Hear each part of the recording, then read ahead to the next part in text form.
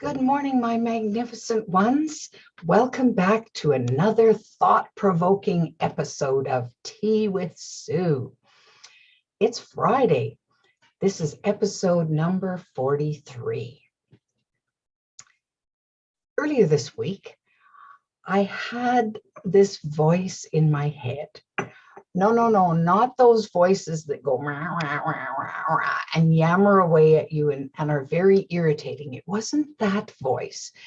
It was this still, small, quiet voice that said to me, Sue, this is your life. And I'm, okay, yes, true, this is my life. And it was said in such a deep way that I started thinking about this. Well, you know how you can put the emphasis on different words in a sentence? So just playing around with this phrase, this is your life, I started saying, okay, this is your life. This is your life. This is your life. This is your life. And as I was playing around with this, it struck me in a different way than it ever has before.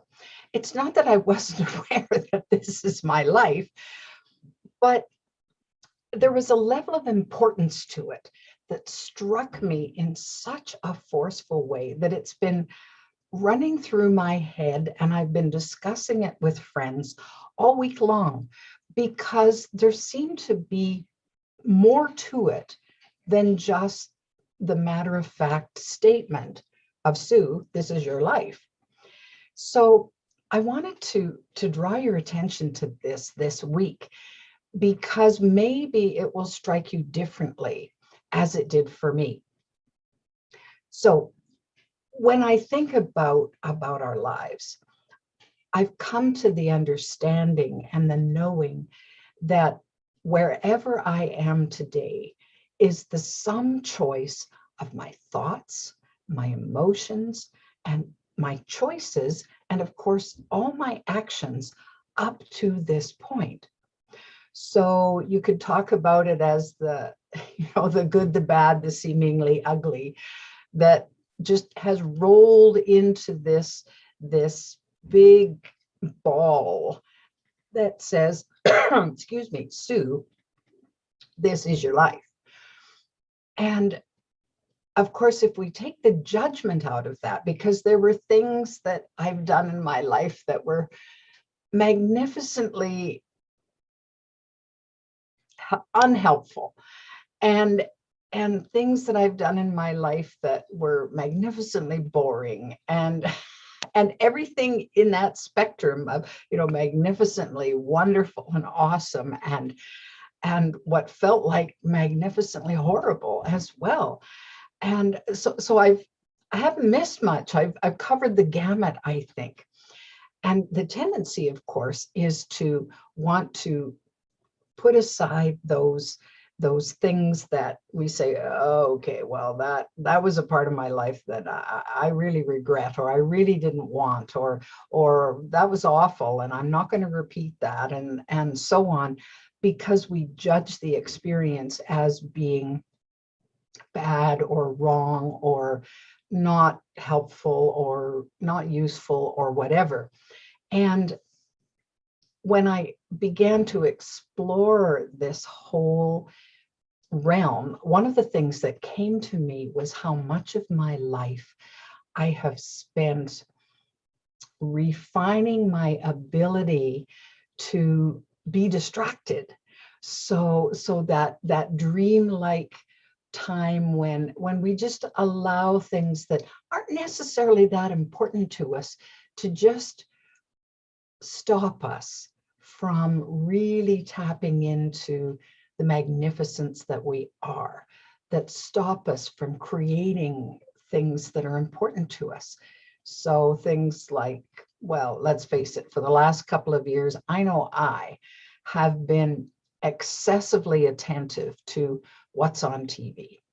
I've been more than interested in the contents of my refrigerator and my cupboards, to the detriment of my physical well-being. So I think they call it COVID-15, because there's that most people have put on 15 pounds. Well, okay, I'm one of them. I'm not super happy about it, but I did it. I was the one putting the food in my mouth and not pushing myself away from the refrigerator. So I've allowed this distraction to color my life, and of course, in an odd kind of way, take precious time away from what may have served me better. Now, of course, in the whole scheme of things, all of that distraction has served me in some way. If for no other reason than now that I'm conscious of that dreamlike state where I just let life kind of take over and I'm floating along and not doing anything that I would consider to be either meaningful or productive. Well, that now I'm aware of it. Now it's come full force into my existence, and I go, oh, well, I mean, it was okay. But in this moment right now, is that where I want to be? Is that where I want to continue going? Because let's face it, lots of our choices in life were sort of non-choices. We fell into it by default because we didn't want to choose, or we didn't think that we had a choice or whatever. So we just do that. And then at some point, there's an awakening. And I know for me, when I started to wake up to more of what I wanted out of life, then I began to carve a different path. I began to look for other experiences that had way more meaning for me than what I'd previously known. So it wasn't just, if any of you have ever read the book, Jonathan Livingston Seagull, it's a cool book, an old book from out of the 70s by Richard Bach, B-A-C-H. And it's a very simple story about Jonathan Livingston Seagull, who didn't want to be like all the other seagulls, scrabbling for food every day and struggling to survive and so on. He wanted to fly. So if you haven't read it, pick it up, because there's such good content and meaning in there that every now and again, I have it on my bookshelf, and every now and again I pick it up and read it again, because it just reinforces the magnificence of every one of us and how we can choose to soar at any given moment, despite whatever's going on in our lives. So one of my younger friends earlier in the week, we were having a conversation about life circumstances, and she was struggling with some things that were going on in her life that were, she felt, holding her back, preventing her from getting where she wanted to go. And as we worked through it, it became evident that an awful lot of what was happening was a result of what was going on with her internally. A lot of mistaken beliefs about success, about how we, quote, measure up, and what does it mean to be successful. The trappings of, well, you need a certain amount of money, and you need to own your own home, and you need to have a wonderfully happy family life, and all of that. But the labels were placed in her by other people who thought they knew better than she knew on how to run her own life. And of course, I'm well acquainted with that whole challenge, because I grew up the same way, that I thought that I needed to be this, and this, and I really wanted to be something different. So it was a challenge and a struggle to work my way from this over to what was more important for me here. And there were times when I just fall back into this because it seemed easier. I wasn't really happy there, but it seemed easier. So I thought, oh, why would I let's just give up the struggle and do it like everybody else is, and, be this little worm inching along the ground. And don't worry about becoming a butterfly. Just keep, But there was something inside of me that compelled me to keep striving, to keep seeking, to keep looking. And I bless, excuse me, I bless the fact that I'm at a point in my life where I'm not striving anymore. I've moved into an area that we could call allowing, where I'm allowing myself to open up to new possibilities. I'm allowing myself to learn to master my own emotions, to master, not control. Control is an entirely different thing, but to master what I'm feeling, to master what I'm thinking. And as a result, be aware of how I'm taking action. What am I using my time for?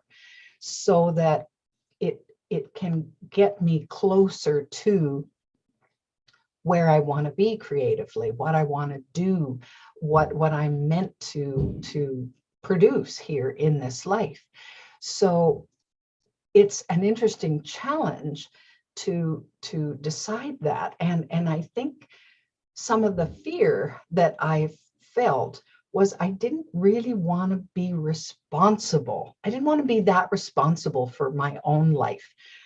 Let's face it, it can be somewhat comforting to hang out in victimhood where, oh, well, I can't do anything about that. That I have no control over that. And somebody's just doing that to me out of sheer spite or jealousy, or they're trying to hold me back, and all of this kind of thing. Well, there's a certain amount of perverse comfort in just staying there. But I've been on planet Earth too long, and I've found out too many things to have that as my comfort zone anymore. I'm very uncomfortable in that focus, and thankfully more quickly switch myself out of that victim role, which I learned to play magnificently, into a more positive focus on, okay, if I'm creating this, if I'm the root, if I'm the one who is responsible, then I best get on with it. And of course, if I'm responsible, I get to reap the benefits, the full benefits of orchestrating that piece of my life, of moving from here to here, and then celebrating what comes of that. So part of this process is to look at life as so precious. I hear lots of people who are not there. They don't value their own lives. And as part of that, they don't value their gifts. They don't value their contribution that they make just by existing. They don't have to do anything except be here on planet Earth. So we chose to come here. If there's anything to this idea that we are spiritual beings having a human experience, then let's have the ultimate human experience while we're here. Let's allow ourselves to dive deeper into the pieces of life that have great meaning for us, and not settle for the superficial, not settle for the doom and gloom that we see in front of us. My grandmother was very fond of saying, well, I always want to be in the pink, even if I'm in the red. Now, she was an entrepreneur at a time, and in years when most women weren't even working, never mind owning a business. She had a little truck stop cafe, little broken down cafe where they made good food and all the truckers stopped. And it was a tough business because it was 24 hours. So finding staff was a problem and so on. And there were lots of times when she was in the red, no question, because it was a hard scrabble kind of life for lots of years for her.